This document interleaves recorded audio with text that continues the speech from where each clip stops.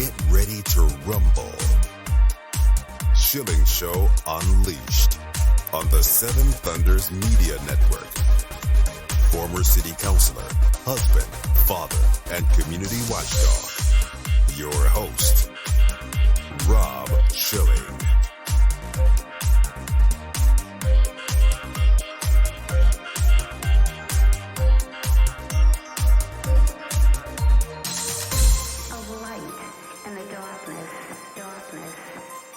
Welcome to the Schilling Show Unleashed podcast. Remember, your direct support makes our show possible, and you can directly support this podcast by visiting schillingshow.com and then clicking on the Patreon banner at the top of the page to make a monthly contribution. We appreciate your support. The Schilling Show Unleashed podcast welcomes Jonathan Tobin, editor-in-chief of Jewish News Syndicate, a senior contributor to the Federalist, and today's topic is Israel at War. Jonathan Tobin, thank you for joining us today on the Schilling Show Unleashed podcast. Thanks so much for having me on. I'd like to start our conversation talking about the escalation that's ongoing in Gaza. And I think the first issue is for Americans often don't understand if Gaza is sovereign territory. How do you classify it in a way that Americans would understand the relationship between Gaza and Israel? Well, Gaza is... it's nobody's sovereign territory, to be perfectly honest. The last universally recognized sovereign of Gaza was Britain before the UN partition in 1947. It was ruled by Egypt from 1948 to 1967. Israel occupied it as a result of the Six-Day War, and it evacuated it, pulled out every Israeli soldier, settler, and settlement in 2005, handed it over to the Palestinian Authority, and it was like, go ahead. Money was provided. This was their opportunity to create an incubator for peace, if you will. Just you're on your own. What happened was that the Palestinians basically destroyed everything the Israelis had left behind, including, facilities that were meant to assist their economy. And then in 2007, Hamas won an election in Gaza, took it over in a bloody coup. They killed and threw out the people from the Palestinian Authority, the supposed moderates of Palestinian Authority leader Mahmoud Abbas's party. And they ruled it as an independent Palestinian state in all but name since 2007. That was a period of 16 years. And instead of using the space and the massive amounts of money that poured into Gaza from international agencies, European countries, the United States, to, again, create something positive. They have beaches, they have resources. I mean, it's small and it's somewhat crowded, although, parts of Israel have higher population density, despite what you might hear about Gaza. They could have turned it into something really positive. It could have been Singapore on the Mediterranean, or at least something could work. Instead, Hamas used basically all that money that poured into there, not to help the people there, many of whom are the descendants of the refugees from the 1948 Israeli War of Independence, and who were kept there by the UN, basically stateless, in order to sort of be props in the ongoing war against Israel. And Hamas used all the aid that poured into Gaza to turn it into a fortress. They built a network of underground tunnels that is larger than the New York subway system, and in which they stored munitions, supplies. They built a massive arsenal of rockets and missiles, which they periodically fired indiscriminately at Israeli villages, towns, and cities, prompting a number of exchanges of fire and short, military operations from Israel intended to just basically make them stop. Israel never tried to take over Gaza again. It wanted it to just stay there, stay on your side of the line, we'll stay on our side of the line. And I might add, it wasn't really blockaded, despite what you might hear. Now, both Egypt and Israel sought to prevent arms from getting into this terrorist state. I mean, after all, Hamas is a designated international terrorist organization by the United States and most countries around the world. at the crossings between Israel and Gaza every day for those 16 years, convoys of trucks with food, medicine, basically, you name it, going in there, and along with a massive smuggling operation that went through underneath the Egyptian border. So it's not like Gaza was starving, quite the contrary. There it is. And on October 7th, they violated the then existing ceasefire by basically launching a war, a pogrom, against Israeli communities in southern Israel, killing more than 1,200 people, the largest mass slaughter of Jews since the Holocaust, committing unspeakable atrocities, at which point Israel had no choice but to say, we have to go in and take out Hamas. We have to stop, as any country would. Imagine if someone did that to the United States, what would we do? When we were attacked on 9/11, we went to the other side of the world to take out al-Qaeda camps in Afghanistan and their hosts. So Israel is engaged in an operation to basically ensure that there aren't any more October 7th atrocities, as Hamas pledges, continue to do. And I might add, it's very important for people to understand, so what is Hamas? Is it a Palestinian political party? Are they, is their object peace? Is their object Palestinian independence? They're not interested in peace, and they're not really interested in Palestinian independence. If by independence you mean living alongside the Israelis in peace. Hamas's purpose is the destruction of Israel, the slaughter of its people. That's what its charter says. That's what its rhetoric says. They have never given up on that. They want to turn back the clock, eliminate Israel, and kill its Jews. Israel really has no choice but to take them off the board right now, and that's what they're attempting to do.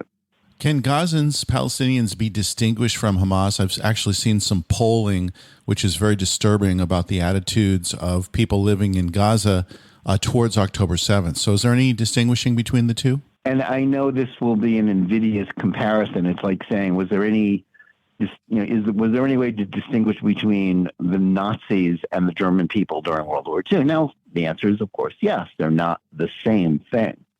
But as long as Hitler was winning, Hitler was very popular, and the Nazi Party was very popular, and basically everybody in Germany joined it if they didn't want to be excluded from power and all the goodies that goes with the favor of a totalitarian state.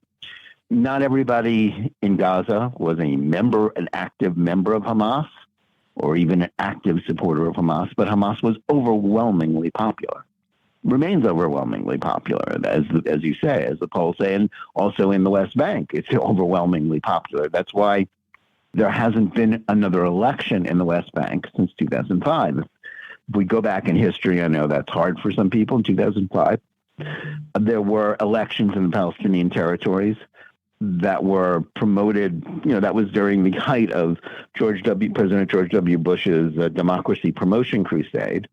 And we wanted everybody to be democratic. And that's, that was a laudable sentiment. There was an election. Mahmoud Abbas, Yasser Arafat's successor, was elected the president of the Palestinian Authorities. And he's currently serving in the 19th year of the four-year term that he won in 2005. Because he's refused to hold another election. And the reason why he's refused to hold another election is that he knows he'd be beaten by Hamas. So Hamas is very popular, has broad support. Its goals have broad Palestinian support. It is a tragedy to say so, but Palestinian national identity has remained really inextricably tied up with this futile, destructive war against Israel's existence, not to adjust Israel's borders or to change its policies or some sort of minor, it's not a real estate dispute, which is what former President Trump sometimes didn't get. It was an existential thing. That's why they continue to do things. That's why they perpetrated October 7th. It makes no sense. What did they hope to gain from just killing lots of people, murdering, raping, torturing, against a country that is much more powerful than Gaza was? But that's their purpose. That's what they're about. That's where we are with them. So yes, not everybody in Gaza is an active terrorist, but the terrorists have their active support, and that's why the terrorists have to be defeated, because the people of Gaza have to be convinced, the Palestinian people have to be convinced but they have to choose another direction. And the only way that will happen is the same way that the German people decided on another direction. Thank God they did. A little too late for 6 million Jews who were slaughtered in the Holocaust, but Germany isn't the same country it was in 1945 or 1933. Hopefully, at some point in the future, the Palestinians will not be a people that will support a genocidal, really Nazi-like organization like Hamas. That won't happen unless they're defeated and just completely destroyed, because if they're allowed to emerge from this conflict still standing, still intact, even though damaged and bloodied, they will claim victory and will rightly claim victory and will go on to do more atrocities. And the war, and the conflict will continue along those lines. That's why they have to be defeated. That's why calls for ceasefire are not, something to, as much as it sounds nice. Yes, we don't want people to be hurt. Nobody does, or at least nobody other than people like Hamas. If the war ends before Hamas is completely defeated, all of their military capability ended, the whole Gaza Strip swept of them, every tunnel destroyed, then we're just back where we started. And that is impossible. It's impossible for Israel for a number of reasons, not the least of which there are hundreds of thousands of Jewish refugees, people who were forced to flee their homes in southern Israel, who are now living in central Israel in hotels or with relatives. They can't go home until it's safe to go home. And it's not safe to go home until Hamas is destroyed. Jonathan, the relationship between Palestinians and Israelis, there was work permits of people coming into people's homes, and seemingly everything was good and trustworthy, and yet it's been reported that a number of these people were complicit in these attacks, providing information, even participating directly. So how could Israel ever again extend trust to the Palestinians after this has happened? Well, you raise a very sore and troubling point. It's especially ironic. The communities that were hit in southern Israel by this pogrom, by these awful terrorist atrocities, I think most Americans turn their faces away, and understandably so, from the details of what the Palestinians did on October 7th. But what is deeply ironic is that if you put this in a domestic Israeli political context, these were the most left-wing constituencies in Israel, the ones that were most open to wanting peace with the Palestinians, most opposed to Prime Minister Netanyahu and his government. These were largely communities, especially Be'eri and some of the kibbutzim. These were very left-wing constituencies. And these people had welcomed Palestinians into their homes. The Palestinian workers had crossed the border every day and, worked in these places, were welcomed there. And indeed, as it turns out, many of those workers helped map out and helped plan and then participated in the pogroms and the slaughter of October 7th. That hit home very hard in Israel.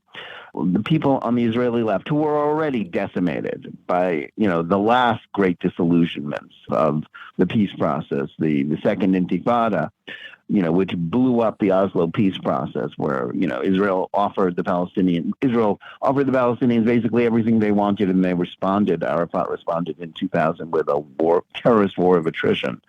That basically destroyed the power of the Israeli Labor Party, which had championed these policies. I think the Israeli left is even more destroyed. It doesn't mean that Netanyahu is personally popular. He's not. He's a very divisive figure. Israel spent most of the year before October 7th arguing about a judicial reform plan, and people on the left hated it, people on the right supported it. That's an argument almost from a different age right now. But they're united. The Israelis are united behind the war because they know their homes and their safety are at stake. That's why everything I hear from the Israeli army, the troops fighting, morale there is very high because, they're not like, I don't mean any disrespect to American troops who fought in Iraq and Afghanistan, all honor to them. I mean, thank you for your service.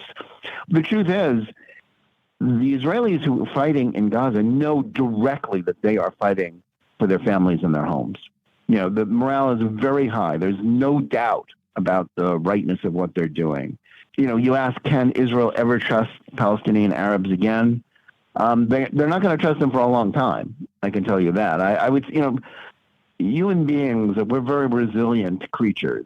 We cling to hope and to the hope of faith and grace. Given the slightest opportunity, we will seize a chance to think better of our fellow human beings and to have hope for a future of peace and prosperity and safety.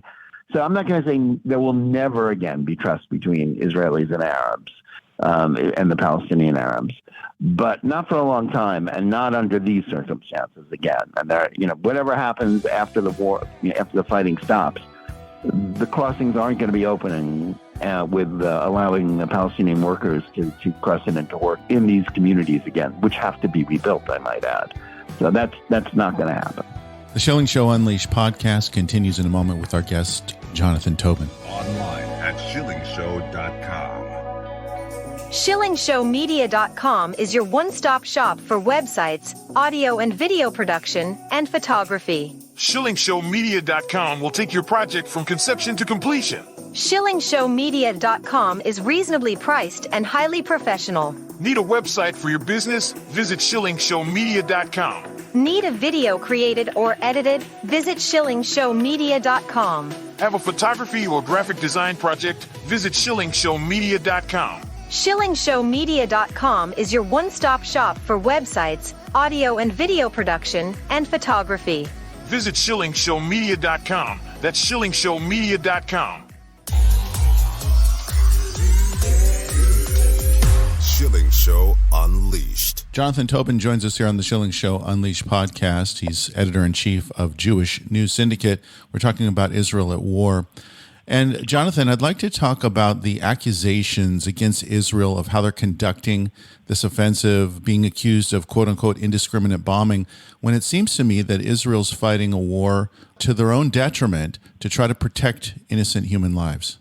Yeah, that's to say that it's ironic. Doesn't even come close enough. If Israel used all of the firepower at its disposal, it would have just turned Gaza into a parking lot. It would have just blown the whole place up. But that's not what they did. They sent their army in. They're experiencing casualties among the Israeli troops. Over 160 have been killed, which is an enormous amount for a very small country like Israel, where everybody knows somebody and everybody serves. Most everybody serves. They have tried to go in and distinguish between civilian targets and Hamas targets.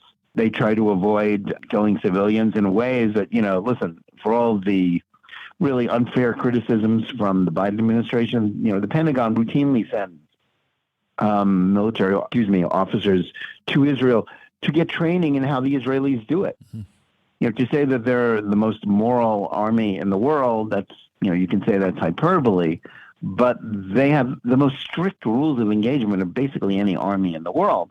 That's why this is taking so long. That's why it's so difficult. It's why the Israelis are taking casualties. A lot of people are being killed in Gaza. There's no question. I wouldn't believe the Hamas statistics from the quote-unquote Gaza Health Ministry, which is just a Hamas propaganda outlet. Clearly, a lot of people are being killed. Now, I might add, the reason why so many Palestinians are being killed is that Hamas uses their own civilians as human shields. They deliberately fire. They place their weapons in schools and in hospitals. They use all the hospitals as headquarters and as supply points, knowing that Israel is never going to blow up a hospital, despite what they claim. And under schools, UN facilities, particularly, the UN Relief Works Agency, which is the Palestinian UN's refugee agency for the Palestinians, because UN has two refugee agencies, one for the Palestinians and one for the rest of the world, just to show how crazy this situation is. They deliberately place themselves around civilians because their goal, it's like if they shoot and kill Israelis, Jews, they're happy. If the Israelis shoot and kill Palestinians, Hamas is also happy. That's their goal too. They'll fight to the last civilian. They've done their best. Now, of course, they're still firing missiles and rockets from the areas that they still hold into Israel. But one of the things, they're constantly falling short. Over 2,000 rockets and missiles fired from by Hamas and their Palestinian Islamic Jihad allies have fallen short in Gaza and no doubt caused, enormous numbers of casualties, which is what happened when in the first week of the war, the famous story where, the whole world believed the Hamas story that Israel had struck a hospital, but in fact it was a Palestinian rocket that had hit actually the parking lot of the hospital. That's where we are with that issue. Israel does its best. It's not going to be perfect. Any war, the bullets and and the shells are flying. People are going to get hurt. Anybody in the middle of it is liable to get hurt. Anybody who's ever been in a war zone will tell you that, or covered one will tell you that. But Israel's doing its best. But of course, it's being smeared as targeting civilians, committing genocide, which is just gaslighting, because they're Jews, because Israel is treated and is discriminated against by the world media. Wars go on everywhere and nobody cares about them. Hundreds of thousands of people were killed in Syria during the Syrian civil war by Bashar Assad and his Iranian and Russian allies. Did anybody care in the United States? Did anybody do anything? Nope. I could cite you wars all over. The only time people get riled up about any number of civilian casualties, even small numbers, is when they can blame the Jews for it. I mean, it's just the way it works. And if you think that's not, a product of anti-Semitism, you're just not paying attention.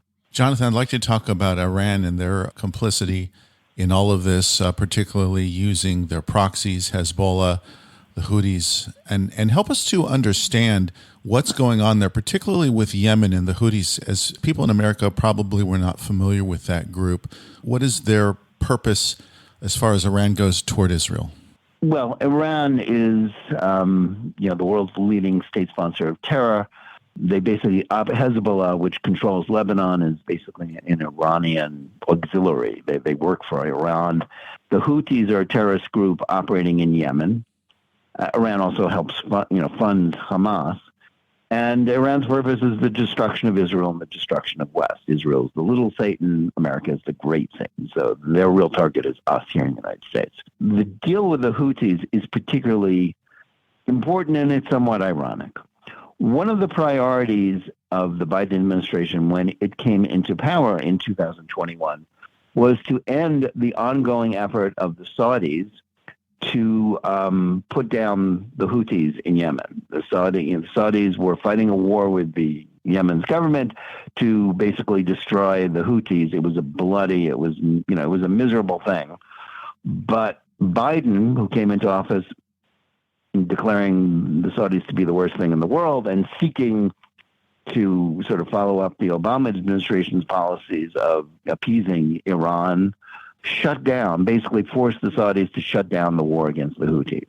The Houthis, therefore, went from being on the brink of destruction to, rearming, re-upping, and they're much stronger now than they were, when Trump left office, to be perfectly honest. Right now, Iran is using them to threaten navigation in the Persian Gulf, around the Horn of Africa. They have the ability to make it hard for the flow of oil. And they're attacking Americans in that area. And the Biden administration is loath to get involved. It's loath to do something about it. Now, nobody wants to get involved with a war in Yemen.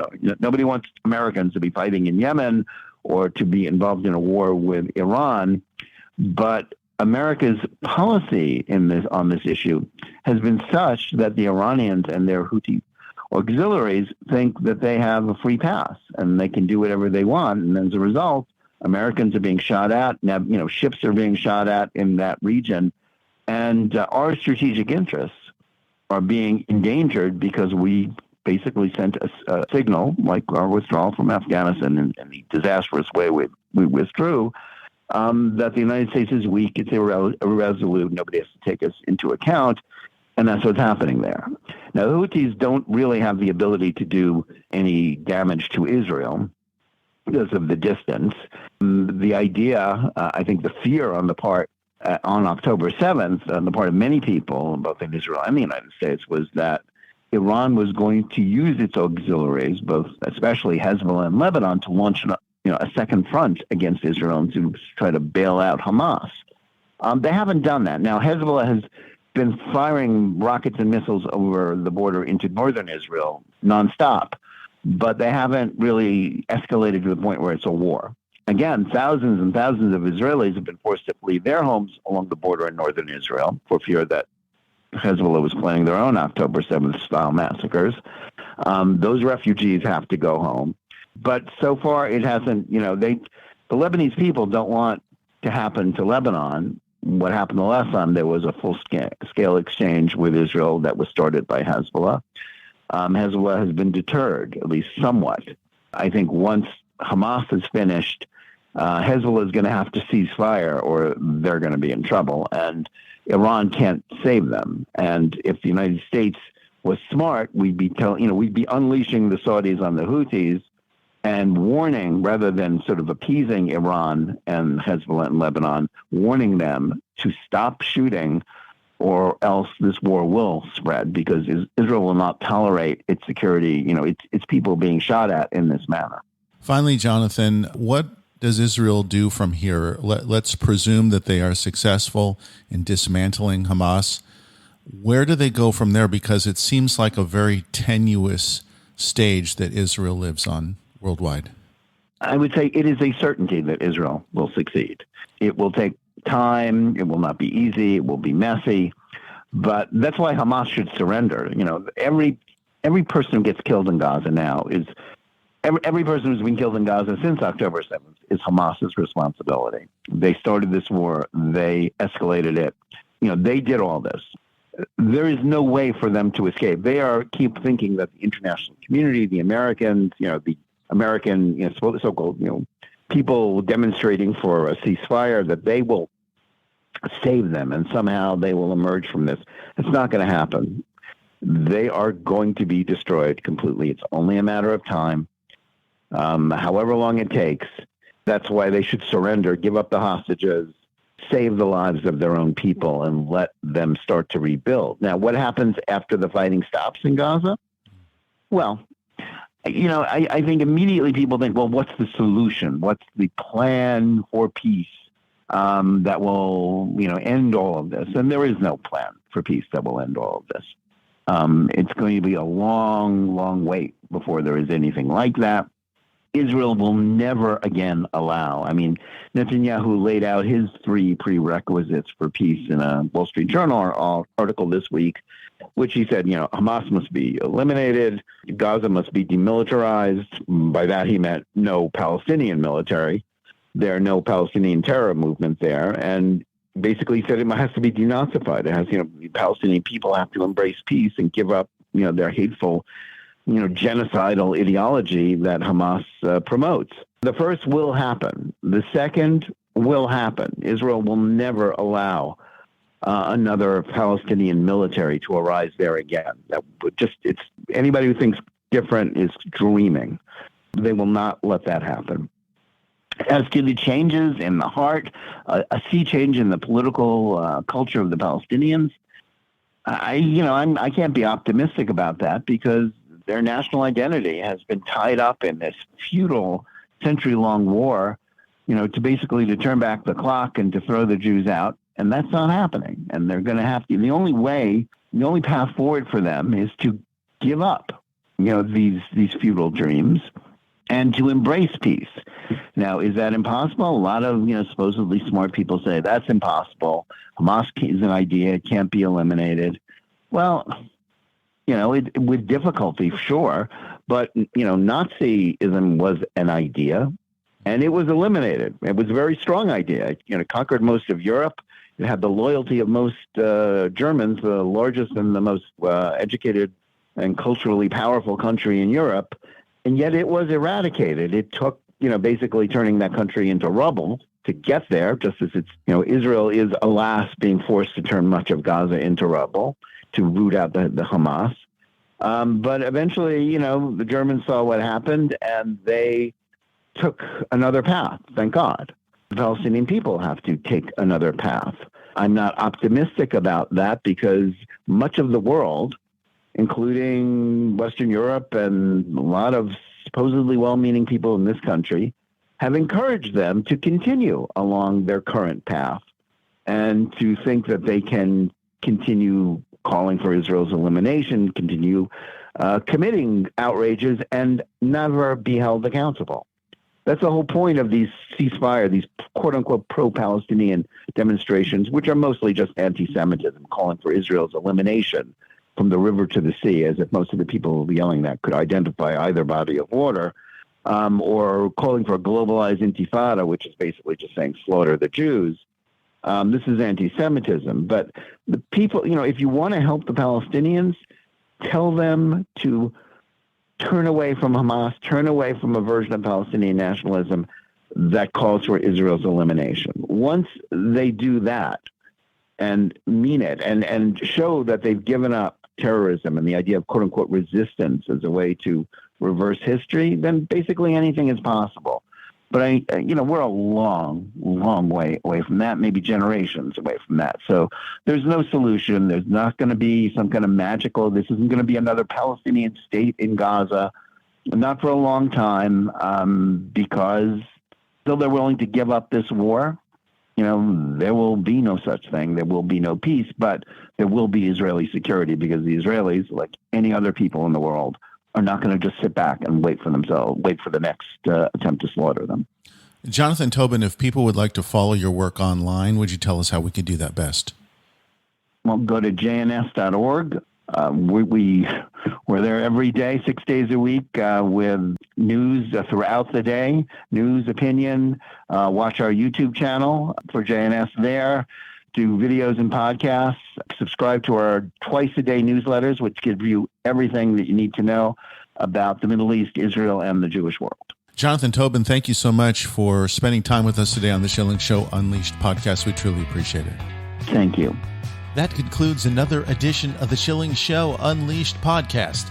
Visit us online at schillingshow.com, where you can directly support this podcast by clicking on the Patreon banner at the top of the page and making a monthly donation.